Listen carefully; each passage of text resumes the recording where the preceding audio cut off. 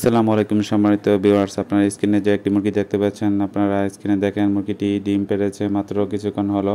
মুরগিটি দেখে পুরোপুরি সুস্থই মনে হচ্ছে, মুরগিটি সুস্থই ছিল, কিন্তু একদিনের ব্যবধানে এই মুরগিটি এমন একটা অসুস্থতায় ভুগতেছে দেখতে পাচ্ছেন। আপনারা দেখে হয়তো ধারণা করতে পারছেন এই মুরগিটি ঠান্ডা লেগেছে, কিন্তু আসলে এই মুরগিটি কোনো ঠান্ডা লাগে নাই। মুরগিটি ভাইরাসে আক্রান্ত হয়েছে। ভাইরাসে আক্রান্ত হলে প্রথমে মুরগি এরকমভাবে জিম ধরে দাঁড়িয়ে থাকবে। তখন আপনারা কী করবেন, মুরগিটিকে অন্য অন্য মুরগি থেকে আলাদা করে নেবেন, নয়তো এই মুরগিটির ভাইরাস দ্বারা আক্রান্ত হয়ে অন্য অন্য মুরগিগুলো মারা যাবে। মুরগি যখন এরকম ভাইরাসে আক্রান্ত হবে তখন মুরগিটিকে আপনারা আলাদা রেখে ট্রিটমেন্ট করতে হবে। ট্রিটমেন্ট কি কি করতে হবে সেই সম্পর্কে আমি পরে বলতেছি, আগে আপনারা দেখে নেন। এখানে দেখেন মুরগিটা কীরকম বাথরুম বা ড্রপিংগুলা করতেছে। দেখেন মুরগিটা সাদা চুনা পায়খানা এবং এখানে সবুজ চুনা পায়খানা করেছে। তার মানে আপনারা অনেকেই হয়তো ইতিমধ্যে বুঝতে পেরেছেন, যারা অভিজ্ঞতা অর্জন করেছেন খামার ব্যাপারে, এই মুরগিটা রানীক্ষেতে আক্রান্ত হয়েছে রানীক্ষেত ভাইরাস দ্বারা।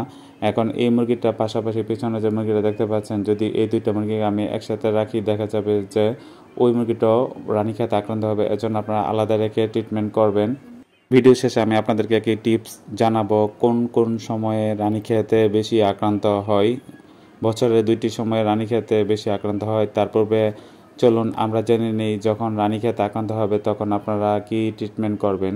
আপনার স্ক্রিন দেখতে পাচ্ছেন, এখানে একটি ডক্সি অ্যাবেট, এটি হচ্ছে একটি অ্যান্টিবায়োটিক। এই অ্যান্টিবায়োটিকটির মূল্য নিবে 20 টাকা। আপনারা যে কোনো ভেটেরিনারি ফার্মেসিতে পাবেন। এই অ্যান্টিবায়োটিকটি বিভিন্ন রোগের কাজ করে, পাশাপাশি ভাইরাস ব্যাকটেরিয়াজনিত সমস্যাও নিরসন করে। আপনার স্ক্রিনে এখন যেটি দেখতে পাচ্ছেন, এটি হচ্ছে একটি ইউরিনেক্স, এটি হচ্ছে একটি কিডনি টনিক। মুরগি যখন ভাইরাস আক্রান্ত হয় তখন দেখা যায় মুরগির ভিতরে যে বিভিন্ন অর্গানগুলো থাকে সেগুলা সবগুলো মোটামুটি প্রায় আক্রান্ত হয়ে যায়। এজন্য দেখা যায় যে কিডনিতে চলাচল বন্ধ হয়ে যায়। আরও বিভিন্ন শরীরের অঙ্গ প্রত্যঙ্গ দেখা যায় যে কার্যক্রম বন্ধ হয়ে যায়। এজন্য মুরগিটি অবশেষে মারা যায়। এখন স্ক্রিনে আপনারা যেটি দেখতে পাচ্ছেন, এটি হচ্ছে জিঙ্ক। মুরগি দেখা যায় যে যখন কোনো ভাইরাস রোগ দ্বারা আক্রান্ত হয় তখন অতিরিক্ত বাথরুম করে, এর জন্য মুরগিকে জিঙ্ক দিতে হবে। স্ক্রিনে এই মুহূর্তে যে মেডিসিনটি দেখতে পাচ্ছেন, এটি হচ্ছে খুবই গুরুত্বপূর্ণ একটি মেডিসিন। এটি হচ্ছে একটি ফ্লোরফেনিকল অ্যামফ্লোরব্যাট। এটি 15 ml এর মূল্য নিবে মাত্র 120 টাকা। এটি হচ্ছে ফ্লোরফেনিকল গ্রুপের সবচেয়ে কম দামি মেডিসিন। আপনারা এই মেডিসিনটি যে কোনো ভেটেরিনারি ফার্মেসিতেই পাবেন। মেডিসিনগুলোর পাশাপাশি আপনারা একটি স্যালাইন ব্যবহার করবেন, রেনালাইট, এবং স্কিনে যে এই মুহূর্তে যে মেডিসিনটি দেখতে পাচ্ছেন কসমিক্স প্লাস, এই মেডিসিনটিও ব্যবহার করবেন।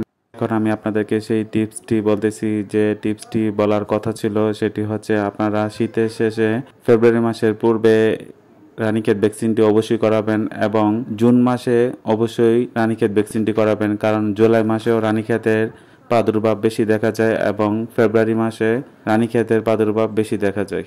মুরগি ফার্ম অথবা মুরগির বিভিন্ন সমস্যা নিয়ে আপনারা কমেন্ট করতে পারেন, আমি কমেন্টে রিপ্লাই দিব।